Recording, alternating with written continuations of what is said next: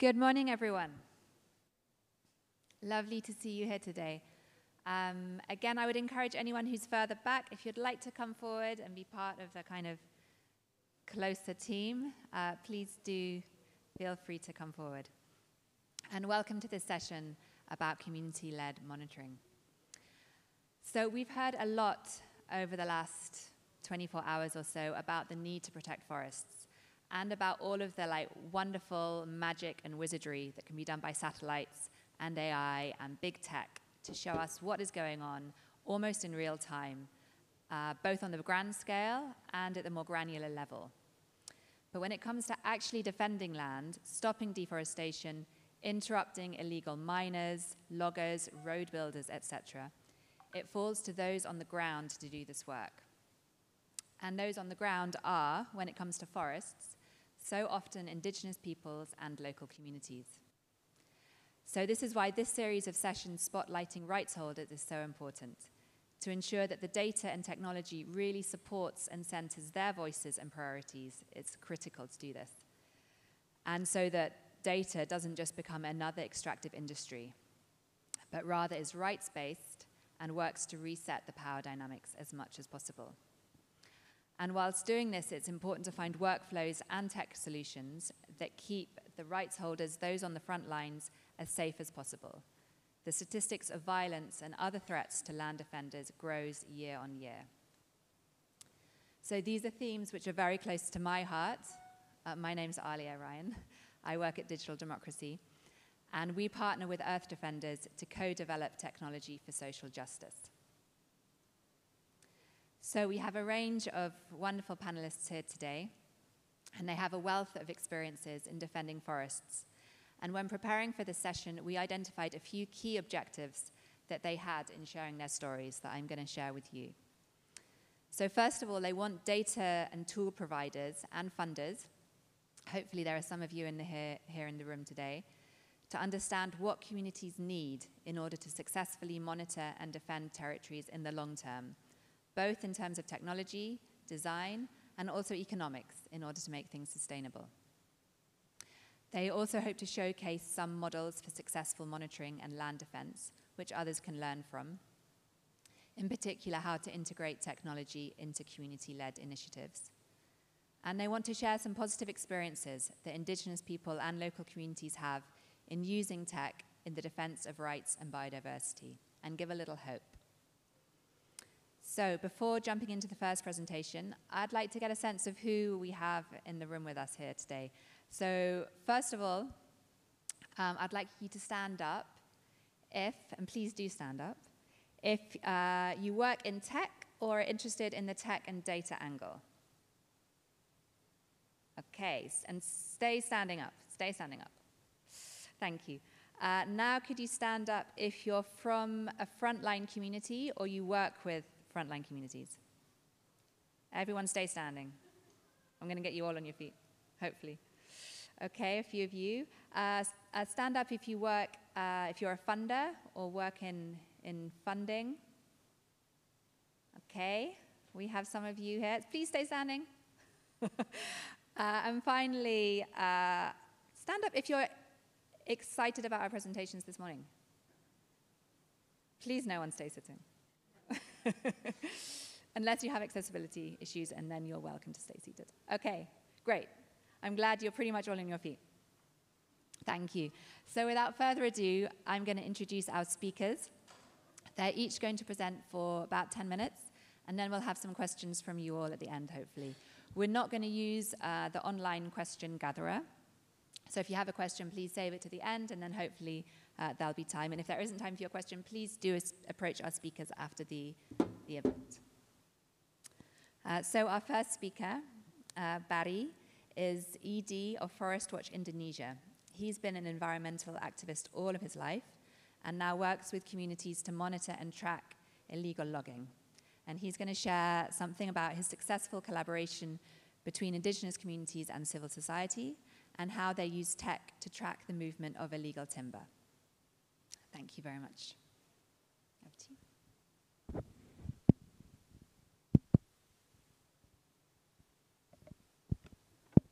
Hello.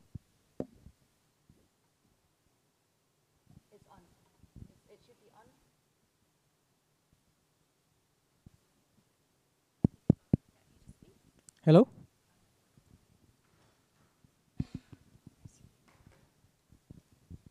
Thank you very much, Alia, to introduce myself with very well. Like Alia says before, my name is Mufti Bari. It's an honor for me to meet all of you guys in this wonderful chance. Before I starting my presentation, I would like to playing a short video that will be tells little bit about current situation of Indonesian forest. Let's see together.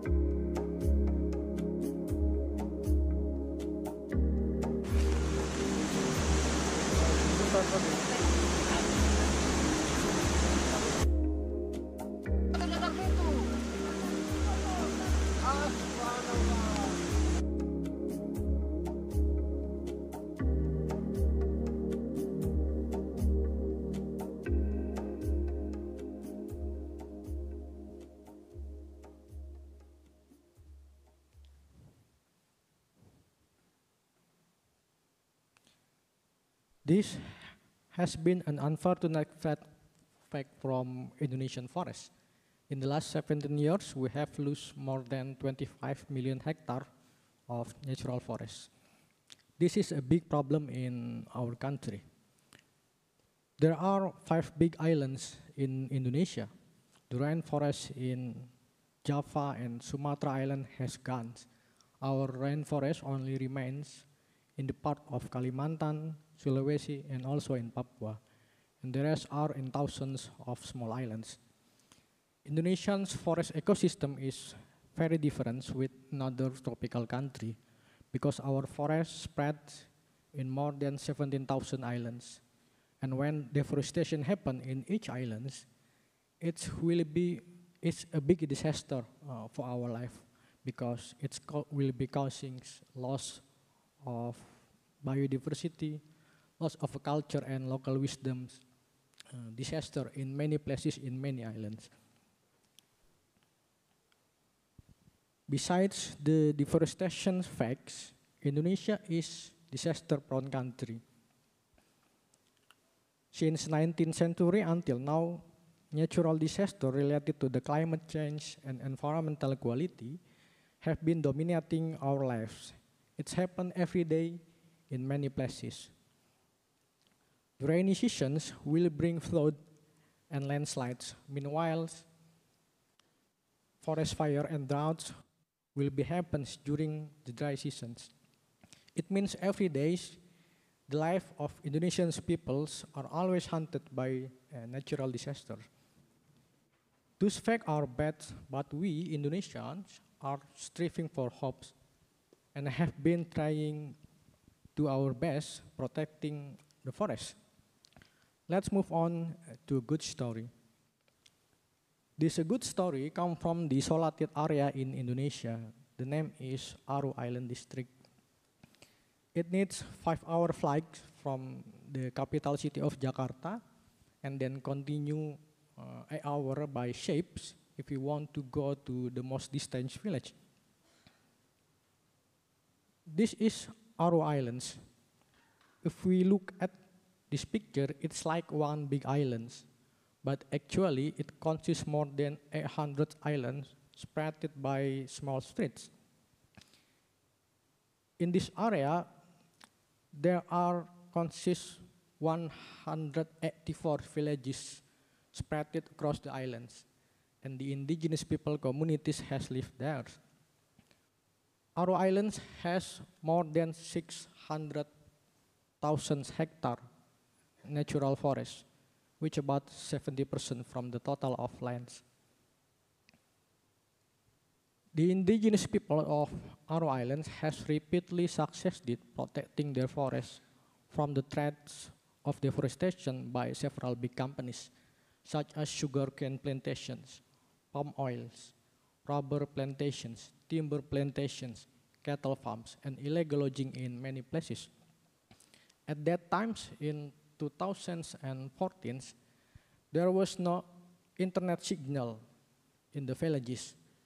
To communicate each other, they only rely on paper letters that entrusted to the shapes to be delivered to the people in the villages. However, with limited access of information and technologies, they build a big movement to save the forest in their territories. This situation inspired us Forest Watch Indonesia to involve which carried out an community-based forest monitoring. We understand that maybe there are gaps of lack of information and technologies, so we exchange their capability in forest investigation and forest monitoring, teach them how to capture the indisputable evidence in illegal logging case, educating them about the importance of security protocol in forest investigation, because I think it is very important for indigenous people in Indonesia. It's important for their personal safety. It's very important for safety for their family and also safety for their communities. This is simple action in 2014 by global communities, but it has a big impact to save the forest in the Aru Islands. They are able to build alliance with national and international communities such as musicians, religious leaders, youth, women groups. They raise to evoke relation and empathy between humans.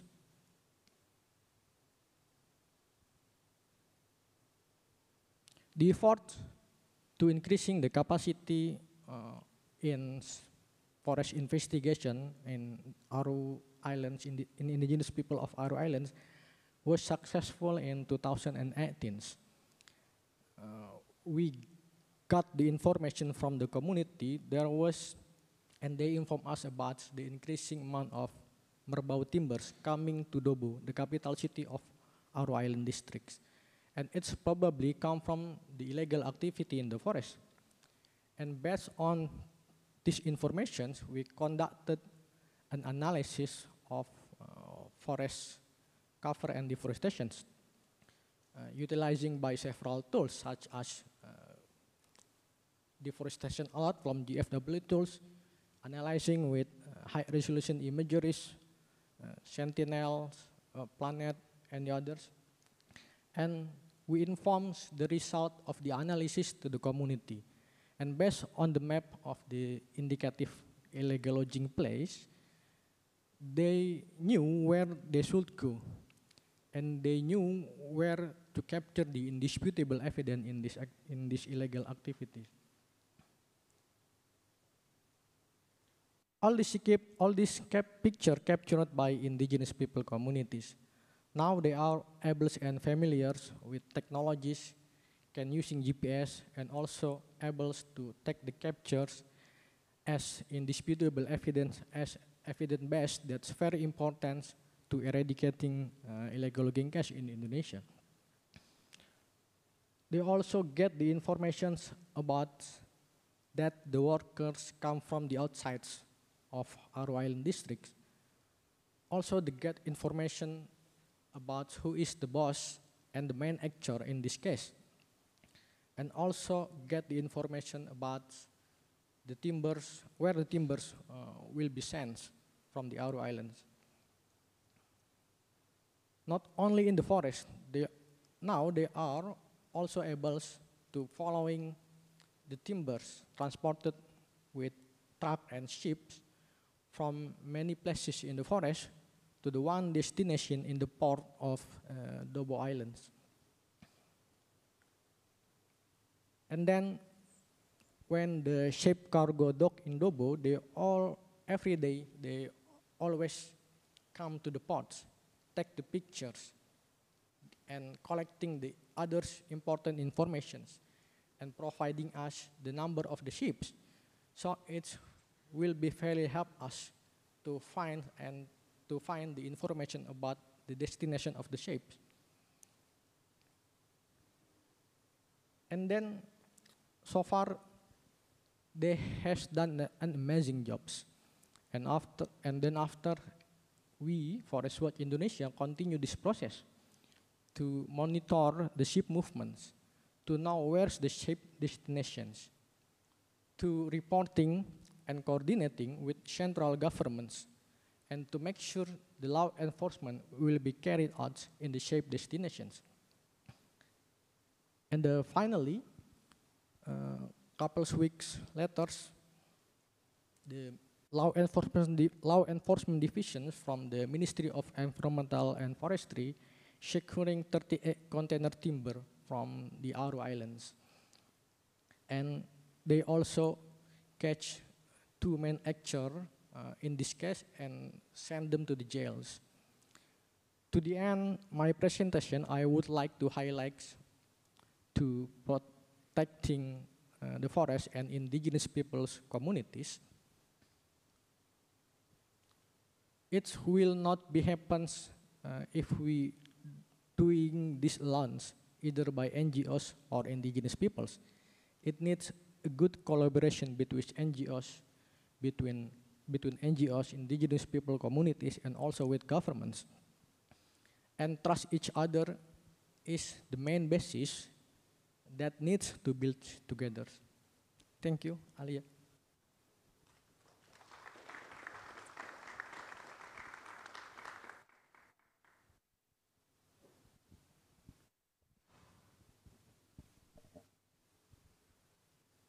Thank you very much, Barry. Yeah, fascinating to see that connection from the indigenous communities through and how you were able to track the loggers and the timber right through to the ports and get action taken. Really, a really positive story showing that collaboration. So our next couple of speakers are going to be speaking in Spanish. So if you could get your headsets ready if necessary.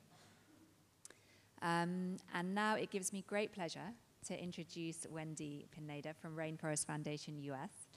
Wendy works with communities in Peru, and she is a specialist in geospatial technology transfer and the co-creation of participatory methodologies.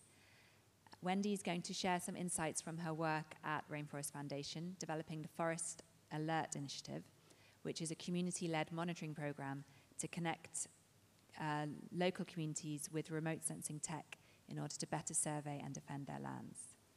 Thank you, Wendy. Hola. Como dice Alia, mi nombre es Wendy Pineda y quería compartir con ustedes la experiencia que tenemos como ONG. Rainforest Foundation es una ONG que trabaja hace 35 años defendiendo los derechos de los pueblos indígenas y promoviendo el acceso al reconocimiento de sus territorios. En Perú, nuestro programa más emblemático es el programa Alerta del Bosque, un programa que se encarga de de facilitar transferencias de tecnología de puntas a comunidades de base y a sus organizaciones representativas, y también poder generar canales de apoyo financiero a las comunidades para que puedan desarrollar sus actividades de mapeo, monitoreo y así proteger sus territorios y también los derechos indígenas. Nuestra estrategia de trabajo principalmente es co-crear de la mano con comunidades nativas. No estamos inventando la rueda, sino rescatamos las actividades que han tenido éxito desde las comunidades y las potenciamos con tecnología de punta para que puedan mejorar en su eficiencia y también para la reducción de costos. Este programa ha tenido diversos éxitos en la reducción de crímenes ambientales y en la reducción de la deforestación. Espero que funcione el video. Espero, sí. Entonces, esta metodología que venimos implementando de la mano con las comunidades nativas tiene un impacto que ha sido comprobado. Hace un par de años se desarrolló un estudio de la mano con la Universidad de Columbia. Este estudio aleatorio que se desarrolló en más de 36 comunidades nativas de intervención demostró que en aquellas comunidades donde se había implementado la tecnología y donde las comunidades tenían acceso a las imágenes satelitales, a datos satelitales, en el primer año de intervención se podía reducir la deforestación por más del 50%. Y además se demostraba que estas comunidades que ahora tenían información y tecnología incrementaron sus reuniones de asambleas comunitarias porque tenían mayor información sobre la cual discutir y sobre la cual tomar decisiones, y eso hizo que sean más eficientes al momento de detectar y de prevenir nueva deforestación.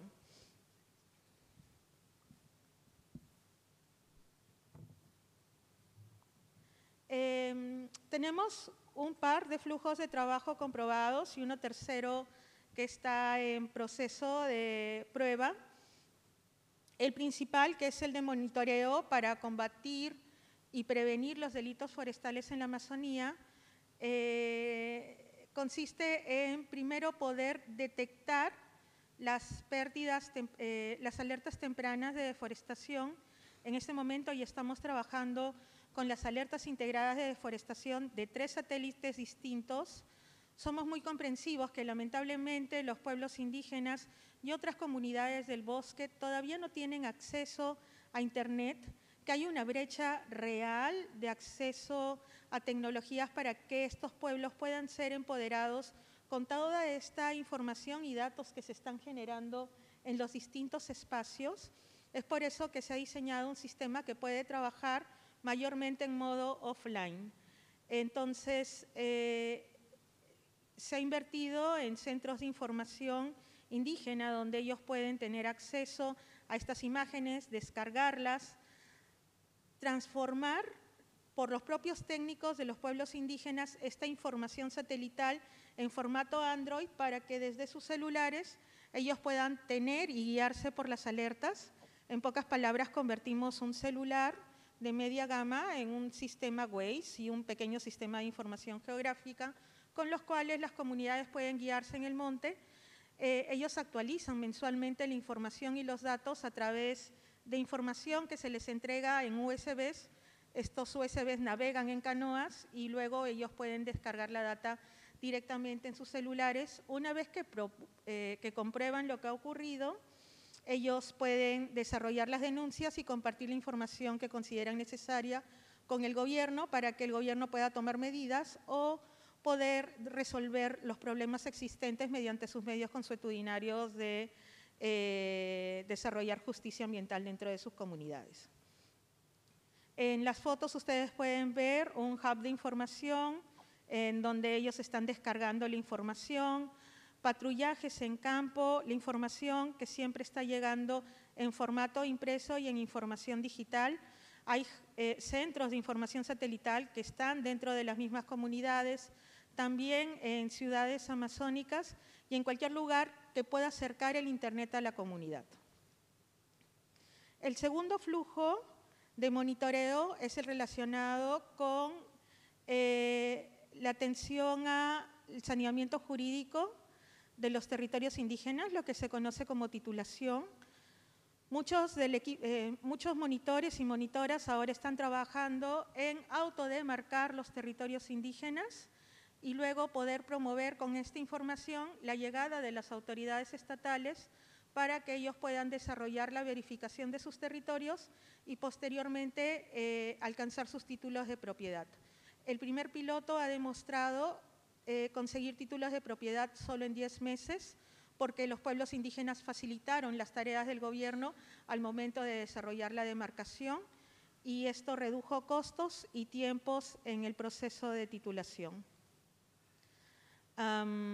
Sí, realmente fue hace muy poco este proceso en donde los mismos monitores y monitoras han participado de sesiones con las organizaciones estatales para poder demarcar y consolidar sus territorios.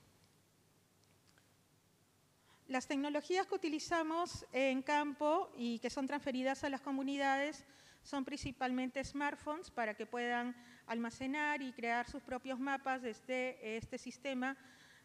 Como no trabajamos con nubes por temas de asegurar el control y propiedad de la información, toda la información está almacenada en los celulares y los monitores consultan con las asambleas comunales cada vez que quieren compartir la información con sus organizaciones representativas o con el gobierno. También están utilizando drones, principalmente para aquellas zonas donde hay mucha peligrosidad. Imágenes satelitales, en este momento están trabajando con las imágenes gratuitas que está proveyendo el programa CASAT y Planet Lab. Estos mosaicos están generando una verdadera diferencia al momento de poder luchar contra la deforestación y contra los delitos. Acceden también a las alertas integradas de deforestación de Global Forest Watch y, bueno, implementamos estos centros de información indígena que pueden estar en una comunidad o en una federación, cerca de una cuenca indígena o también en ciudades amazónicas. Y en los últimos tiempos estamos investigando en cómo podemos incluir la tecnología de blockchain para generar transparencia en el pago por resultados de conservación a las comunidades indígenas. Esta información ha demostrado que puede mejorar la eficiencia de los patrullajes indígenas, puede reducir los costos y también que puede, además de medir lo que se pierde, también medir lo que se gana. Esto lo vamos a hablar en una siguiente sesión, que espero que participen a la 1:30 de la tarde en el Aquarium. Y se va a hablar principalmente qué se hace después de que se puede controlar el territorio. Muchos de estos pueblos indígenas se han apropiado de esta tecnología que era principalmente, o que la llevamos principalmente para atender temas de protección y reducción de la deforestación, para poder identificar áreas degradadas donde luego puedan hacer restauración, están haciendo sus propios censos forestales y están desarrollando registros de cada uno de los puntos que es importante y valioso para ellos. De esta manera pueden desarrollar un monitoreo permanente de la supervivencia de los árboles en el caso que sea un proyecto de restauración o una cuantificación y medición de los recursos naturales que tienen y que quieren proteger o que quieren aprovechar. La información satelital se pone en acción cuando las comunidades toman las decisiones para poder ir gestionando mejor sus territorios en casos de deforestaciones no autorizadas, pero también cuando son drivers de deforestación mucho más grandes y que ellos no pueden controlar. En ese sentido, la data es compartida con fiscalías especiales en materia ambiental y otras autoridades que trabajan en temas de justicia, que valoran mucho la información que pueden brindar las comunidades nativas. Cabe mencionar que gracias a la tecnología vemos que hay una transformación en las relaciones de poder entre las autoridades fiscalizadoras y los pueblos indígenas. Ahora las autoridades fiscalizadoras del bosque ven en los pueblos indígenas un socio, un aliado que puede ayudarlos en su lucha contra los crímenes ambientales. Algunos retos y recomendaciones. No es necesario inventar la rueda, hay que co-crear con los pueblos indígenas. Ellos saben mejor que nadie cómo defender su territorio y si nosotros podemos brindar el flujo financiero y la tecnología para que lo hagan mejor, está bien, pero siempre basado en las estrategias que han funcionado en la comunidad. La brecha de tecnologías es real, hay que trabajar mucho para incrementar el acceso a esta tecnología, hay que vulgarizarla, hay que democratizarla. La sostenibilidad financiera es importante, monitorear el bosque es costoso y hay que dejar de un lado a veces los romanticismos de que la selva se puede cuidar sola, se necesita fondos y monitorear es costoso. Inversión en medidas afirmativas para que haya más participación de mujeres y mecanismos de protección accesibles para los pueblos indígenas. Todos los monitores son defensores y defensoras ambientales y están siendo perseguidos, criminalizados y a veces asesinados por su trabajo. Y bueno, el fortalecimiento de capacidades basado en evidencias. Muchas gracias.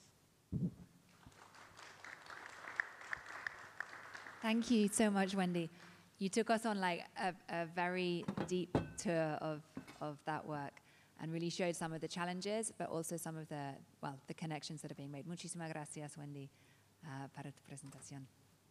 I'm going to pass over now to Nixon. So we heard from Nixon yesterday morning. Some of you may have had problems with the translation, and hopefully they're fixed now.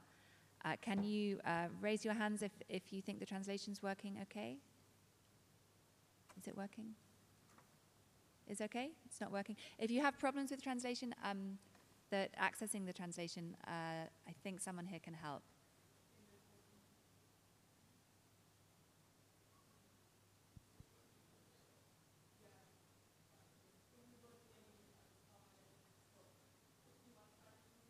Okay. Oh, what should we do?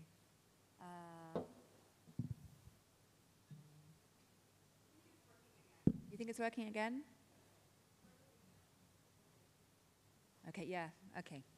We're gonna try. So our final, possibly final speaker, Nicolas, was gonna speak in Spanish, but he's gonna speak in English, I think, instead. Nixon has got choice of his own language, which I don't think anyone would understand, or Spanish. So I think we'll continue in Spanish for Nixon. So yeah, we're gonna hear from Nixon, who's works directly on the front lines. He is from a community called Sinangue on the upper reaches of the Aguarico River in Ecuador, a very, very beautiful community that I've had the joy of visiting a few times. And his community has developed a landmark community territory defense system, which he's going to explain, and community protocols for taking action and identifying and evicting illegal miners and loggers, well, poachers and miners. And he's going to share the community's story with us today. Nixon, a ti. Hola. Hola a todos. Gracias, Alia, por este espacio, a todos quienes están aquí. Bueno, vengo pues del Ecuador, de la nacionalidad de Sinangue. También de la Fundación Alianza Seibo, que trabaja para 4 nacionalidades en la provincia de Sucumbíos y Pastaza también. Bueno, hablando un poco de mi comunidad, que hemos llevado un proceso de lucha en defensa del territorio y desde la comunidad pues ha habido muchas amenazas hacia el territorio y dentro hemos creado una guardia indígena para la protección y la vigilancia del territorio por muchos espacios de invasión que ha habido. En este caso, un poco del contexto de mi territorio, el gobierno sin consulta creó el Parque Nacional Cayambe-Coca dentro de nuestra comunidad sin consulta. Y había mucho de estos monitoreos por parte de los guardaparques que es creado por el gobierno mismo, pero en realidad nunca estaban haciendo un control adecuado para la vigilancia supuestamente del parque. Viendo mucho de estas amenazas, mi comunidad pues se organiza para crear este grupo de hombres y mujeres para estar constantemente en el campo y hemos estado caminando en el campo. Uy. Lo siento, no puedo utilizar esto. Entonces, como ha venido avanzando la invasión por parte de la minería, por parte de también talas de bosque, y para nosotros es muy preocupante, ¿no? que avance esto, porque nosotros vivimos del territorio, de nuestra medicina, de nuestros ríos, que en realidad solo creo que nosotros lo comprendemos, cuál es mucha importancia para poder sobrevivir en las comunidades, ¿no? Entonces, como les comentaba, se había creado una guardia comunitaria y nosotros desde la comunidad hemos invitado a todas las autoridades del gobierno para lanzar una ley propia donde podemos hacer control de vigilancia en el territorio.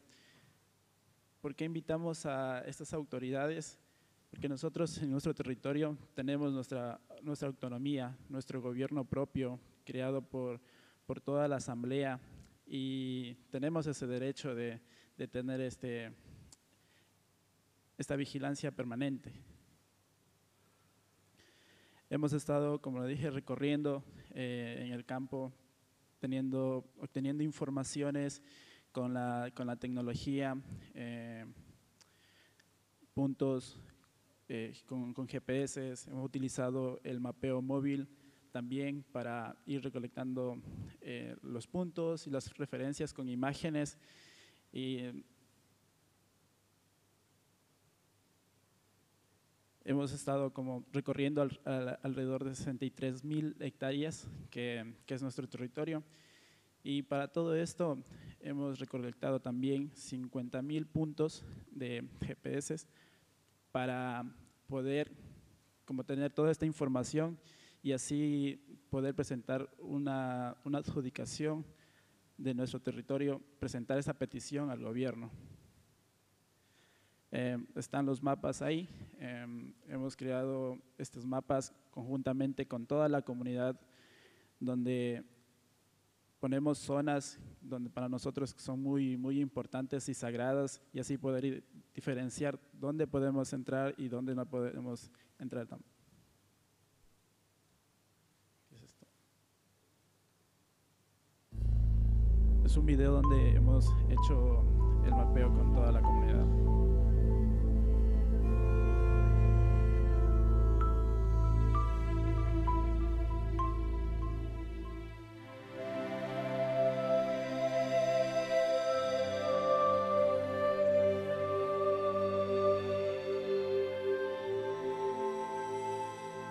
Mapea mucha punto mainde ngache mate jahe matepa hate jahe ma di punto manyoche ya kamba jahe matepa pa kutini ko pa ko di ande territorio ta pa mate jahe ta ipi ai ta kendi ande ma kahen ba punto ma ta che mapea ma atecha.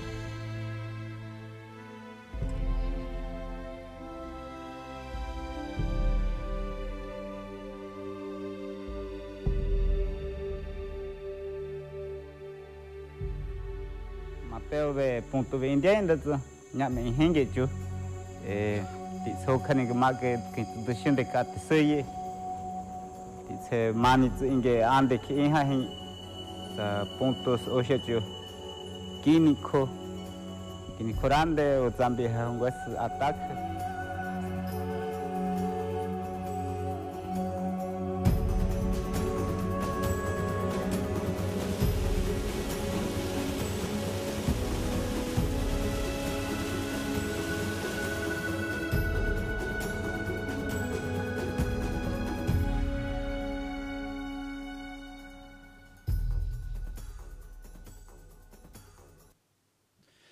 Sí, entonces, como toda la recolección de información ha sido muy importante, donde los mayores han podido participar y poder como identificar.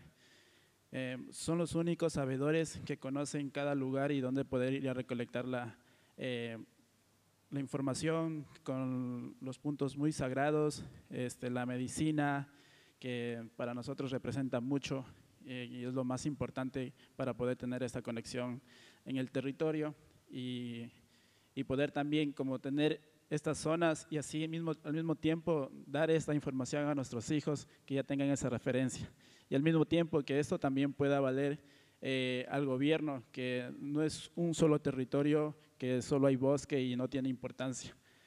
Para nosotros tiene mucha importancia y están ya georreferenciados, les entregamos con todo el material ya bien hecho por nosotros mismos, por la gente, por los mayores, por los niños y así como pudimos avanzar también, salir a la ciudad, ¿no? Salir con todos porque es una importancia para nosotros que se haga esta titulación, esta petición de adjudicación ante el gobierno que nos en realidad reconozca, porque no le estamos pidiendo un favor, sino que nos dé ese reconocimiento.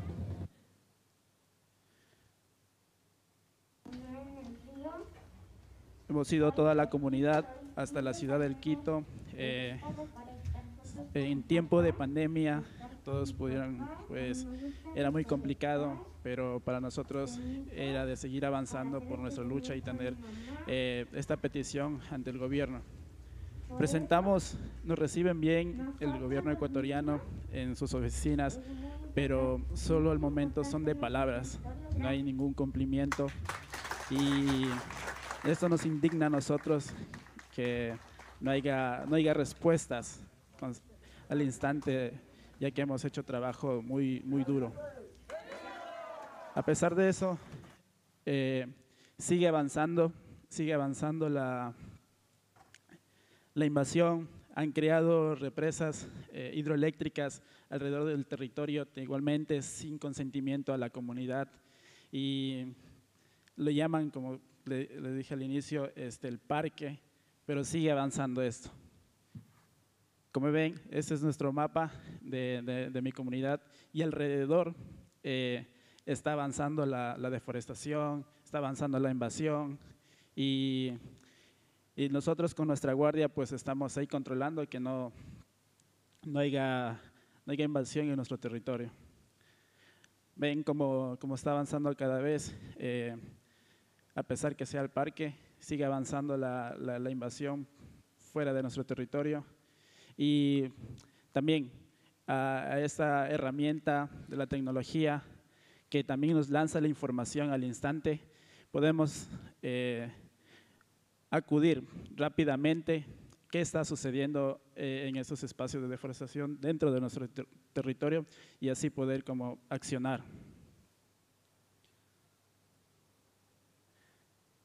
Tenemos como estas evidencias y como lo dije, se acciona inmediatamente. Se acciona inmediatamente y se entregan notificaciones a las personas extrañas hacia el territorio. Llamamos también al gobierno, a los ministerios que estén ahí, para que no solo es como de nosotros, sino también se pueda difundir a nivel de todas las instituciones que están. Gracias como esta parte. Bueno, para mí es algo nuevo, disculpen como salgo de todo el contexto, creo que es un espacio donde yo puedo comentarles también esta lucha como de mi comunidad y todos los pueblos que estamos en la Amazonía ecuatoriana. Está avanzando la invasión, como la minera, la petrolera, la tala de bosque sigue avanzando y a nosotros como comunidades nos preocupa que esto esté avanzando. Estamos ahí al frente día a día y a pesar de eso hay amenazas a las personas que están ahí, a la comunidad. Hay muchas amenazas de muerte. Por defender el territorio han muerto compañeros, han muerto amigos y eso a mí me preocupa que estemos en varios espacios y no tengamos respaldo a estas personas que están dando su vida, que están enfrentándose de estas amenazas. y lo único que nosotros hacemos es de cuidar nuestra casa, que no sea invadido, para dejar un legado muy importante a nuestros hijos, que como nuestros abuelos nos han dejado a nosotros, a esta generación, nosotros queremos dejar lo mismo. Que mi hija, que yo tengo una niña de 5 años que va a cumplir en unas semanas, quiero que siga viviendo como yo lo he vivido. Pero sigue avanzando más el extractivismo en el Ecuador, sigue habiendo estas amenazas y para mí me preocupa mucho, me preocupa mucho. He venido de tan lejos para poder por lo menos dar este mensaje y ojalá pues se pueda difundir y poder accionar desde varios espacios, presionar al gobierno ecuatoriano que cumpla las decisiones propias de las comunidades, ¿no? De mi parte, gracias.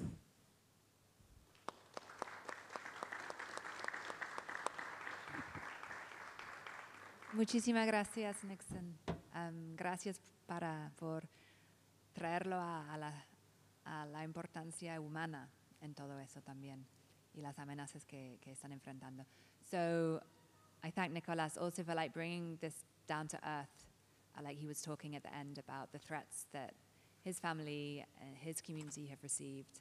This isn't something happening on a screen, in a satellite for them. This is at their doorstep. He knows people who have been killed. His community is receiving threats.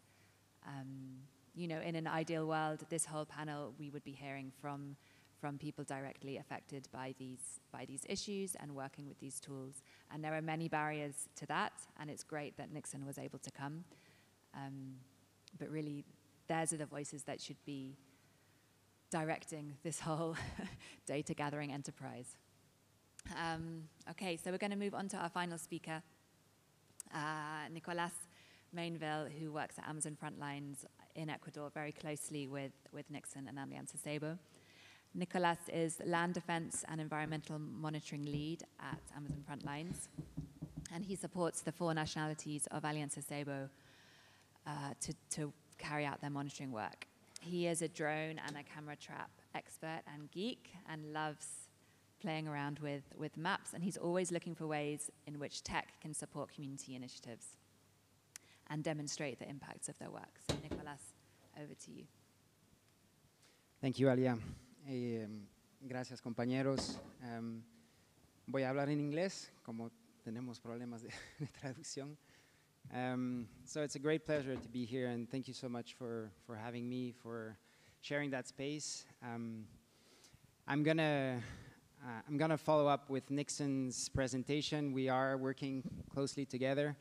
You're gonna see some more of images from his community, but I want to present a bit more of what we do with Amazon Frontlines, with the communities, how we have been developing strategies to defend land with the communities over the years.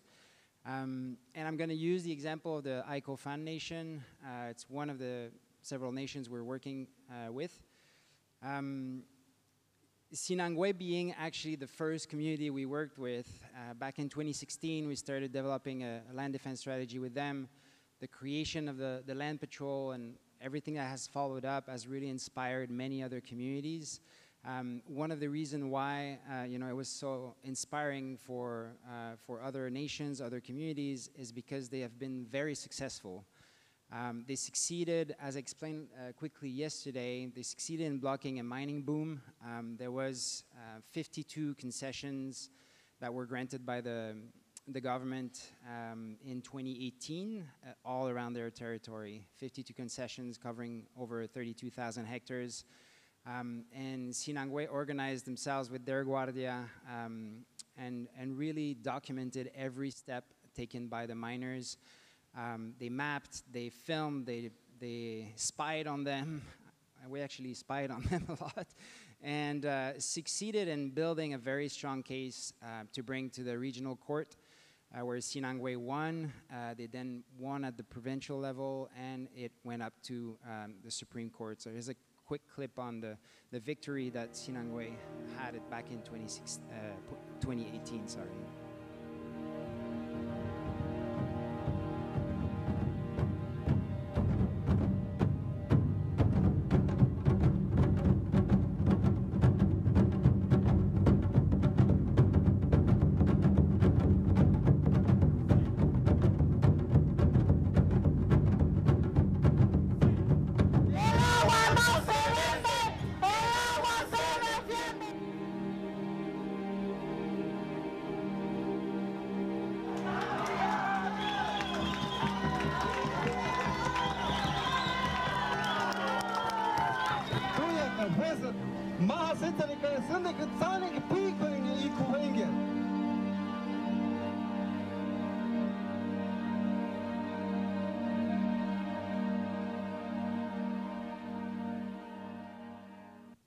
So basically, Sinangue succeeded in demonstrating that their rights to free, prior, and informed consent was violated by the granting those mining concessions. They also succeeded in demonstrating that the rights of nature were violated with those concessions. And they also succeeded in getting a lot of support and attention at the national level, the international level. There were more than 60 organizations internationally that supported the community in pushing against those mining concessions that were threatening their land. Something that even more historical happened in Ecuador. It was the first time ever that the Supreme Court actually left Quito, left the capital, and went into an indigenous community and actually heard the plaintiffs. And it was really a big moment for the community. There was over 500 people inside the very small indigenous community. And 3 months later, the Supreme Court ruled in favor of Sinangue, granting them a very big victory. A victory that now is a source of support for other communities. So this is something that I really want to emphasize on. What Sinangue has done has created some sort of a wave of mobilization, and the indigenous movement is really stronger with this, those victories. And one thing that we've witnessed is like communities organizing themselves, developing their own land defense strategies, inspired by Sinangue, but also living through different kind of threats. Creating a land patrol and building a land defense strategy is a very complex thing to do. It's not only about technology and using data, it's a lot about governance and knowing how to make decisions, how to use the information that is happening inside their land to make decisions. And when it comes to threats, what we witness in different communities across the Amazon is it's a whole suite of threats. We're not talking only about deforestation and colonization.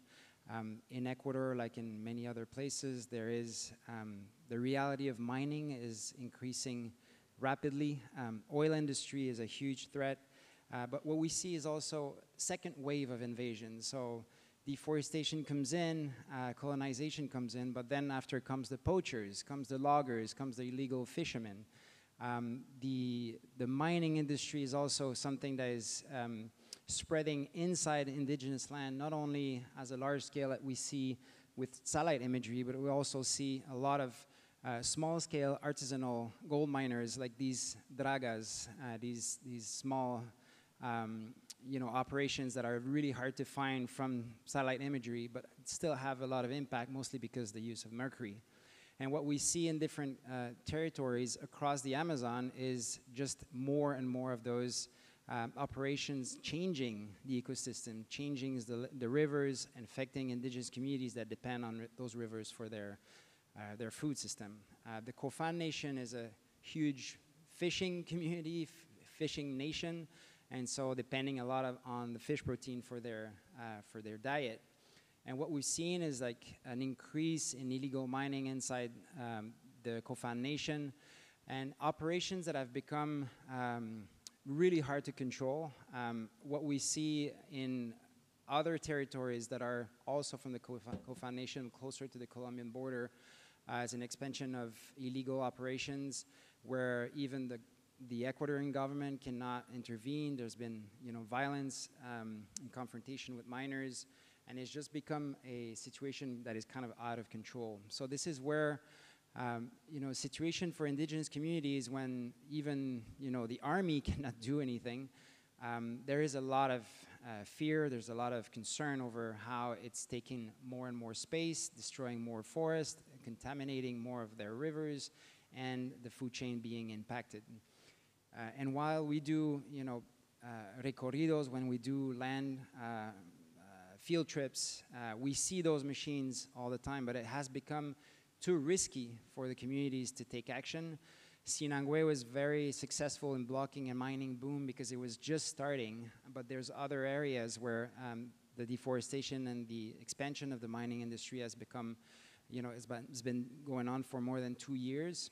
So when you lose control and when the miners have become more and more present, it's really harder for communities to develop their own ways in confronting those illegal operations. So this is where satellite imagery has become really useful for the communities, tracking how the operations are moving forward and close to their land. Here on this case is you can see the green line being the Cofán Bermejo indigenous land, and how the operations are moving closer and closer to their land.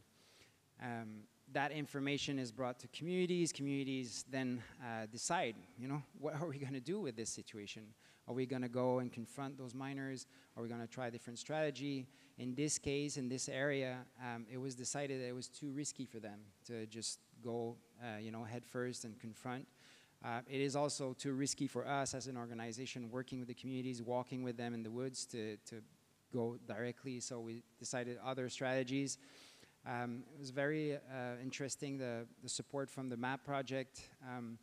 Last month, they published a very specific study on the area using satellite imagery. So using third parties and more like international pressure and media pressure really has been, useful in bringing attention to some of the areas that are more dangerous.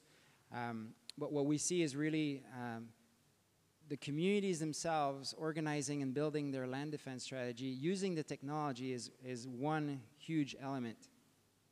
But we see also that because the threats are bigger, because the dangers are greater, it is really about building a whole suite of solutions. Technology comes in, but governance, unity inside the communities, how to organize themselves to be able to not only go take the evidences, but also make decisions after in the community, and how to share that information outside to pressure the authorities. So this has been a very long journey for different communities. We've been walking with them for years. Some have been very successful, and others are still struggling. It's really not easy. So it's great to see that technology has been really key, but it's also just one element of land defense. And it's important, I think, for everybody who are trying to support indigenous communities to understand that those communities are struggling with a whole range of problems. There's been, a lot of hurt in the past. There are some old injuries. There's been, very bad relationships with government in the past. There's been, a lot of pressure from colonization. And so building those relationships with communities takes time, it takes effort, and mostly it needs to be adapted to their own reality. So what we've been trying, with Amazon Frontlines, the Sabo Alliance, and other organizations is really to adapt the strategies according to what the communities want. What are their objectives and how do they want to do it? I think it's been very typical, worldwide, that NGOs will come in and bring the solution. Here's how you're going to save your land. We're going to show you how to do it. But it actually doesn't work that way. It's really been a long series of success that we've seen in the communities when they build their own objectives, decide their own ways of doing things. And so far, we've learned a lot from that. So anyway, hopefully this is useful for you. Thank you so much for your attention, and thanks for the panelists.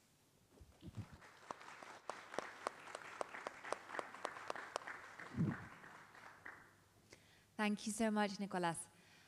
Now, we were supposed to have, I think, scheduled there is a fifth speaker in this session. Unfortunately, Harrison, who wasn't able to get his visa, is based in Cameroon. We were trying to get an online connection with him, and it just hasn't worked out to be possible this morning. So, unfortunately, we're going to miss his contribution. But it does give us a little bit more time for questions.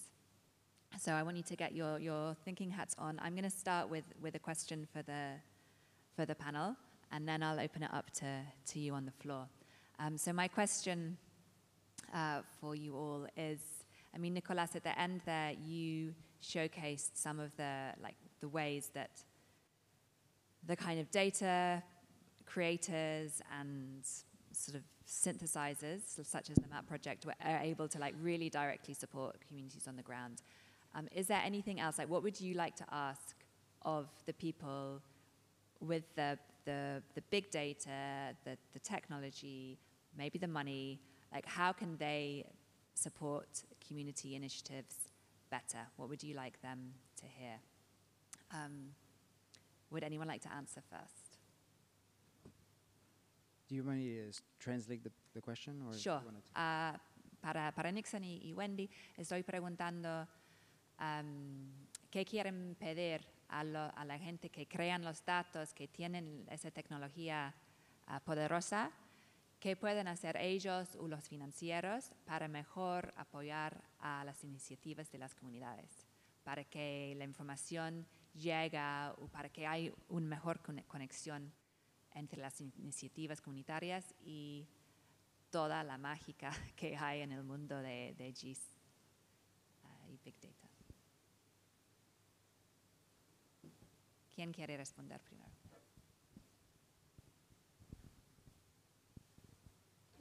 Sí, en orden. Okay.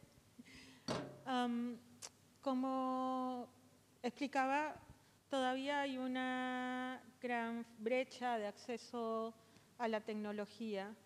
Entonces, siempre solicitamos a los proveedores de tecnología que puedan desarrollar tecnología a la cual los pueblos indígenas puedan acceder. La tecnología todavía sigue siendo muy costosa para nosotras, las ONGs, y mucho más para los pueblos indígenas. También es que para algunos escenarios, como en el que trabajamos nosotros, que son escenarios de bosques, pues a veces la tecnología no está suficientemente customizada para que funcione en estas zonas. Y me refiero a problemas como desde la luminosidad que tiene la aplicación, el lugar donde está el norte, que a veces alguien está tratando de patrullar con el teléfono, con la mano sudada a 30 grados. Todos estos detalles de alguna manera impactan y hemos tenido muy buenas experiencias. Por ejemplo, hace un par de años un equipo de Global Forest Watch fue a probar un aplicativo a la selva y fue una experiencia muy grata poder escuchar a los pueblos indígenas en una comunidad brindando consejos a los creadores, a los programadores del programa, indicando como esta línea que tú trazas de guía hacia el punto no me sirve porque mis caminos no son rectos. Entonces, trata de hacerlo de tal manera. Nosotros realmente quedamos muy impresionados de la cantidad de consejos que pueden tener los pueblos indígenas para los proveedores de tecnología cuando el proveedor de tecnología está dispuesto a escuchar y hacer las adaptaciones necesarias para que las tecnologías sean funcionales en distintos sitios. ¿Listo? Sí. Bueno, creo que la tecnología ha sido muy bueno para nosotros, pero al mismo tiempo creo que es un desafío más donde vivimos en un bosque muy húmedo, ¿no?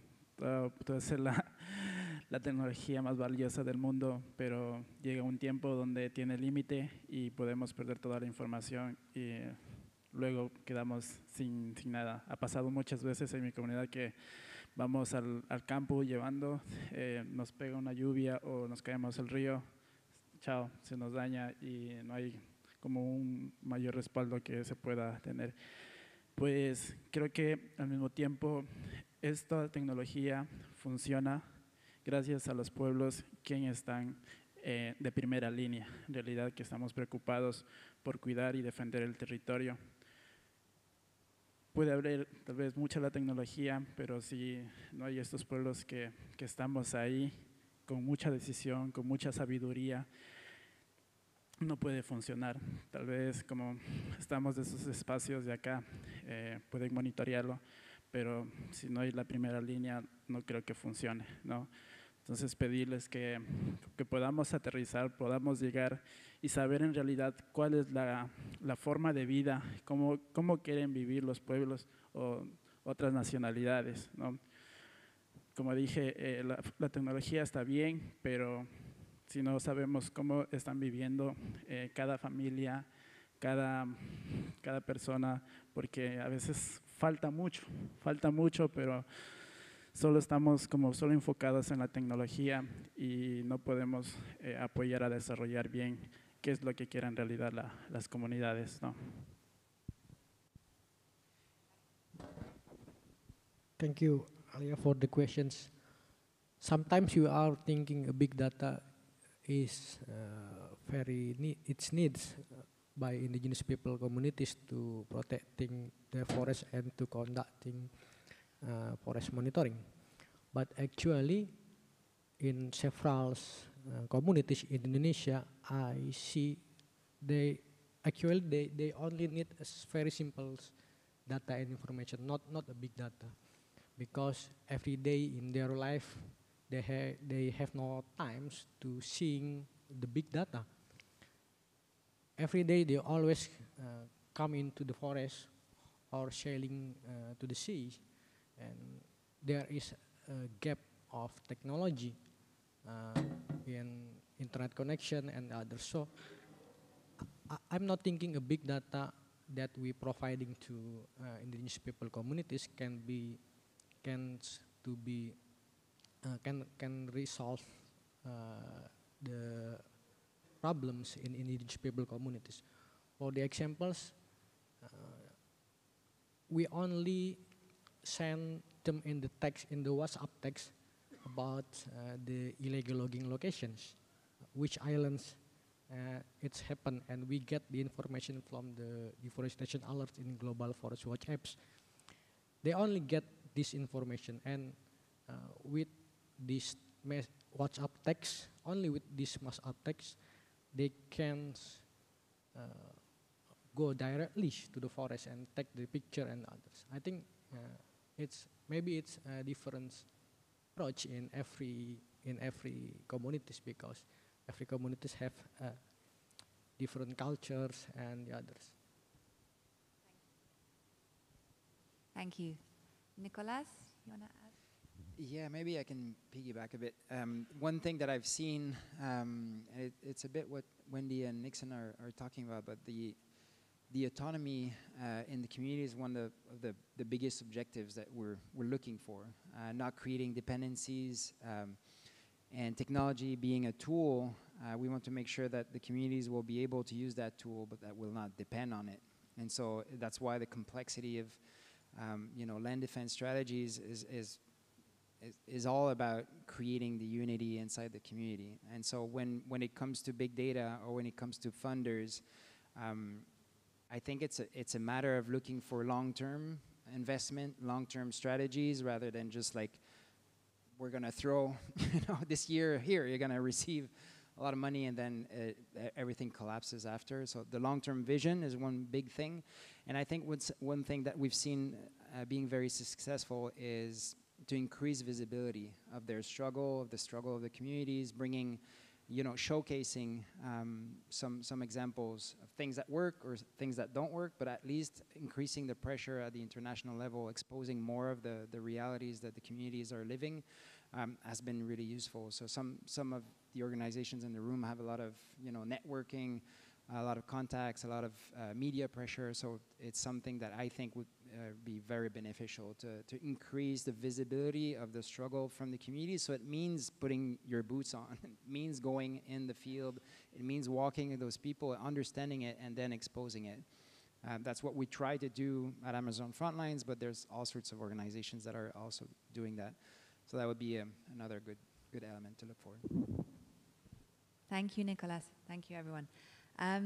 Okay, I'm going to see if there are questions from the floor for our panelists. Yes, we have a question there.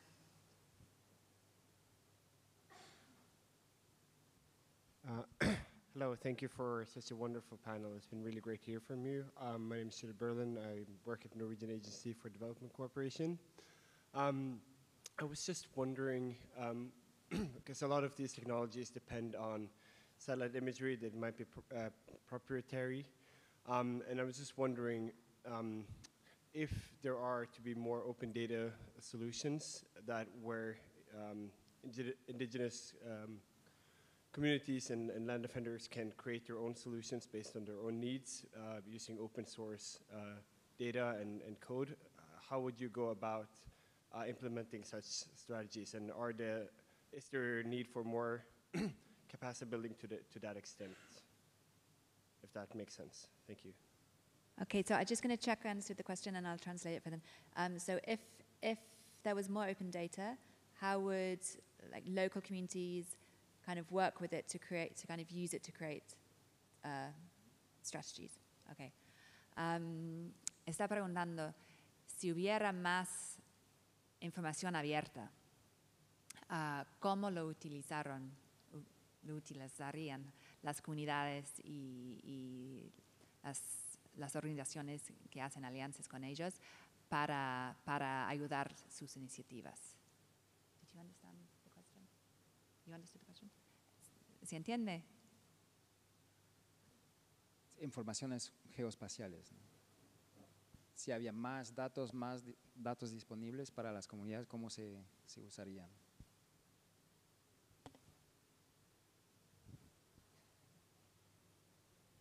Maybe can I one thing that I've seen in the communities we work with is that there's actually too much data.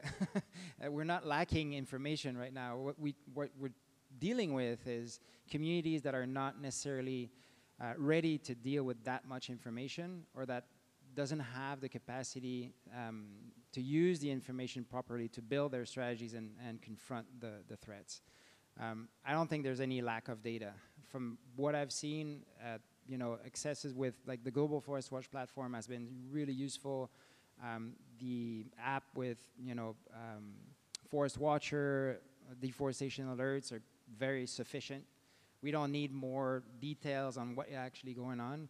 That for sure there's small improvement that could happen, but I don't think the communities are lacking data for now. I think it's much more about the sustainability of using the data, how to use it, how to manage the information, how to make decisions inside the communities, and then how to confront the threats, which is a whole other range of actions. But I haven't seen, lack of data. That's from my experience anyway. Yeah, I think big data is very important to all the peoples around the world, but especially for indigenous peoples communities, we need long-term strategies to make sure the data and information is delivered with wells to the indigenous people. So we don't send the big data directly to the communities by steps. Only the data that they need, the important data that they need in every day and very related to their life in every day. So it needs long-term strategy, because in Indonesia that is very big gap of information and technologies about capability and how to understand the data and informations, especially in forest management in Indonesia. It's very difficult. Not only, even by urban peoples in Indonesia, it's very difficult to understand the series data from in forest governance, in forest management. So it needs a long term to educate indigenous people about data. Thank you.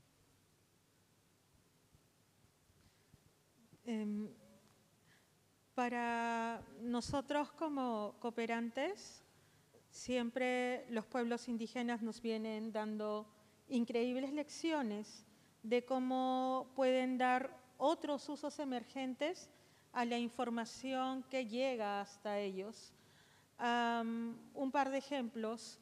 Hace poco liberaron información relacionada con proyectos de inversión pública dentro de las comunidades y utilizaron la aplicación que era para monitorear deforestación para poder hacer un trabajo de contraloría del nivel de la inversión dentro de las comunidades. Es decir, van adaptando la tecnología y la información a lo que es importante para ellos. Y un poco más temprano contaba una noticia que nos acaba de llegar de campo.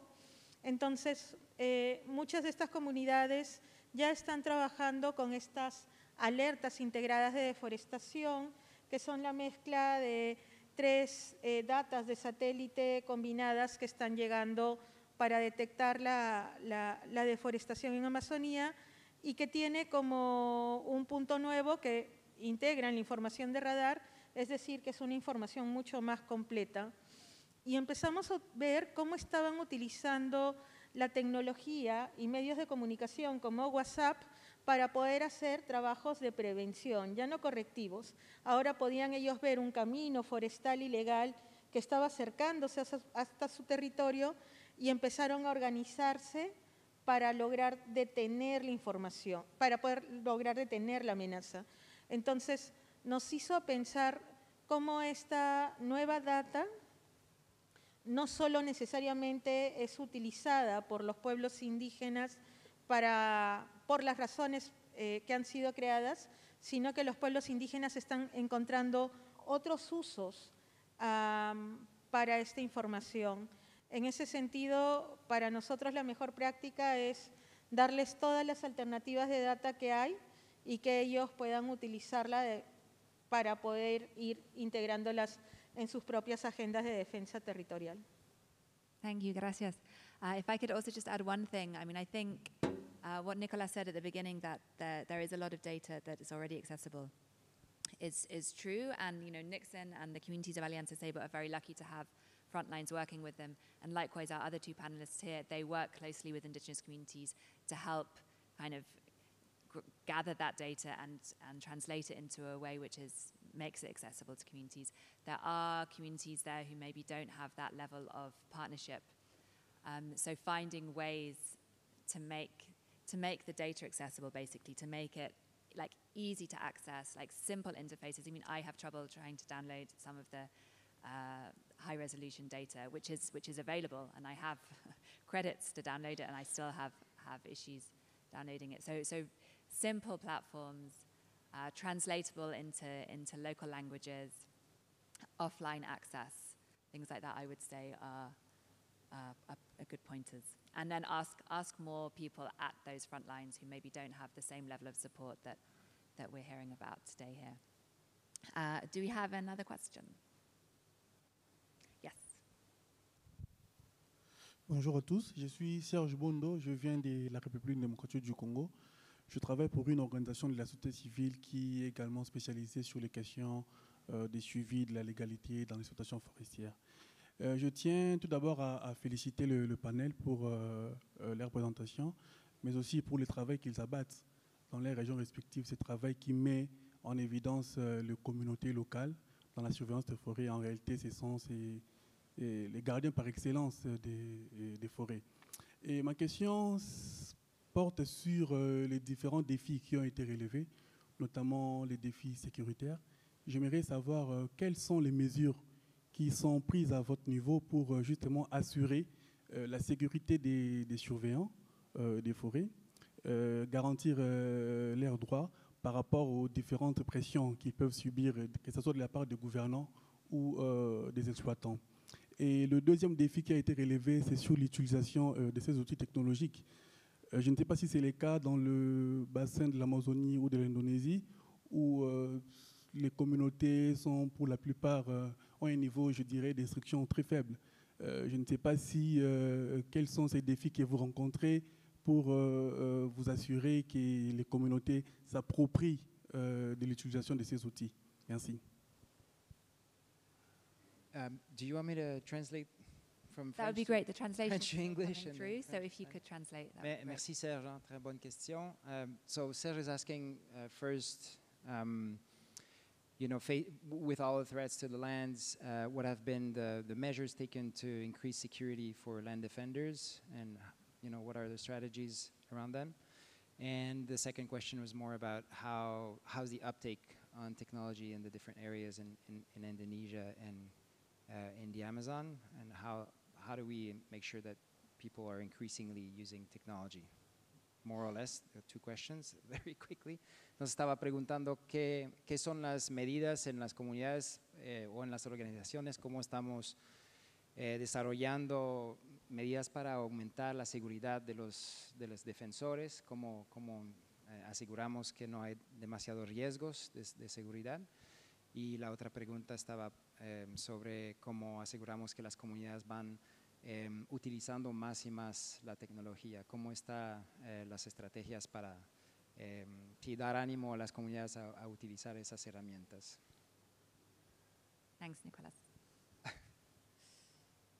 Maybe I can just, one thing that we've been doing that has been really successful, part of the trainings that we provide in the communities are about de-escalation. We make a lot of theater in the woods. We walk, really deep. We do a lot of field work, but doing a lot of what we call simulacros, or just like, basically, what is it?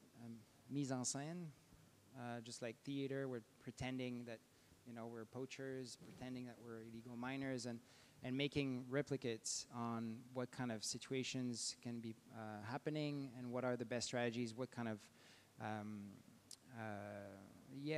how do you interact with violence or with aggression? And so one big step is about dividing teams and creating roles within the community, people that have become, really expert at being spokespersons. Other people are really good at filming. Other people are really good at, taking information, being in the background, being in security. So dividing roles has been really a key component of those trainings. And so far, we've been very lucky in 7 years of doing this with many communities that there's never been any violence, despite the fact that we've been confronting, drunk poachers or pretty aggressive miners. There's never been, we've never reached a level of violence. So that's something that it seems with the experience that we've succeeded in kind of controlling those situations through those trainings that have been really, really useful. Wendy?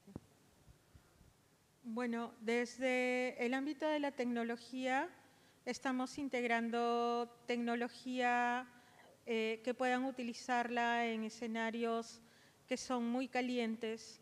Por ejemplo, muchos de los monitores que trabajan en zonas donde hay muchas amenazas ya no trabajan con los celulares, sino trabajan con videocámaras de vigilancia, de espionaje, que son muy pequeñas y que pueden hacer el trabajo de grabación y luego mandar la información a de manera Bluetooth a otro punto de guardado. Estamos cambiando algunas tecnologías o implementándolas para que el trabajo de ellos no sea tan visible y no sean tan amenazados. A nivel organizativo, las organizaciones indígenas han tenido dos ideas que son buenísimas. Una es el establecimiento de redes de monitoreo. Y estas redes de monitoreo trabajan como redes de cuidado, en donde toda la cuenca cuida a los monitores. En ese sentido, si hay alguien que amenaza a un monitor, no se levanta la comunidad, se levanta todo el pueblo indígena. Y la tercera metodología organizativa que ellos han ideado para situaciones donde está en inminente riesgo la vida o la salud del defensor, monitor o monitora, es la extracción. Y no es una extracción hacia una ciudad, sino que lo esconden en otra comunidad mucho más grande del pueblo indígena, a la cual el actor ilegal que está amenazando la vida no pueda tener acceso. Entonces, si un monitor de un río, que vive en un río en la parte baja es amenazado, todo el pueblo lo protege y lo lleva hasta la parte alta del río. De esta manera no se desconecta de su pueblo, sigue activando en la defensa de su territorio y tiene una red de protección mucho más amplia.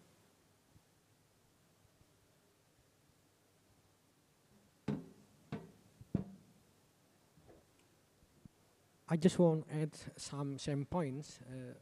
I think the others updating the technology in the case of Indonesians, updating about the policy situation in Indonesia. It's also very important to the indigenous people communities, because the updating about policy is very quick in Indonesia right now, especially after omnibus laws policy coming in to Indonesia. So many policy in forest management change very quick, and we, NGOs in indigenous peoples communities, needs to improve and updating and to learn more about this policy. So that is not only about technology and others. So it needs to be following by updating in policy and the others. Thank you. Nixon, ¿quieres agregar algo? Hola. Creo que en temas de seguridad, sí, como hemos venido preparándonos nosotros también desde el territorio, cómo poder accionar, pero creo que podemos, cómo controlarlo, ¿no? Pero cuando salimos a veces a la ciudad es ya inevitable. Ha habido muchas persecuciones a nuestros compañeros líderes, donde han seguido atrás en carros y han estado como espiándoles siempre, pero es porque también están solos, porque pensamos que ya saliendo fuera de la comunidad o se vas a otra ciudad estás libre de amenazas, pero en realidad está constantemente las amenazas ahí, ¿no? Y ha habido una compañera, no sé si la conocen, Alexandra Narváez, ella ha sido muy perseguida, donde que tuvo que salirse de la comunidad y estar muy escondida por un largo tiempo y luego como volver a la comunidad nuevamente. Creo que para estas situaciones tenemos que estar conectados todos, apoyarnos todos a nivel mundial, hacer presión también a cada país, a cada presidente de cada país, para que estén también pendientes, ¿no? Como que puedan accionar con los policías militares, no sé, para que haya más seguridad para los líderes indígenas, porque en realidad todos los líderes indígenas están perseguidos a nivel mundial, creo. Thank you. Muchas gracias. Yeah, on the issue of security, just to highlight that the organization I work for, Digital Democracy, we've recently just published a report about threats to land defenders and threats to data and kind of digital data and devices. So if anyone's interested, particularly in the issue on security, please do come and talk to me or look for the report. It's on our website. So I think we run over a bit, but I wanted to give a chance for some questions. So before we finish, I just want to thank again our panelists very much for your time, for traveling so far, for fighting with the jet lag. Muchísimas gracias por venir de tan lejos y compartir sus historias, sus cuentos. And hopefully you'll find the next couple of days also interesting and can make connections that you can take back to further your initiatives. So please join me in thanking our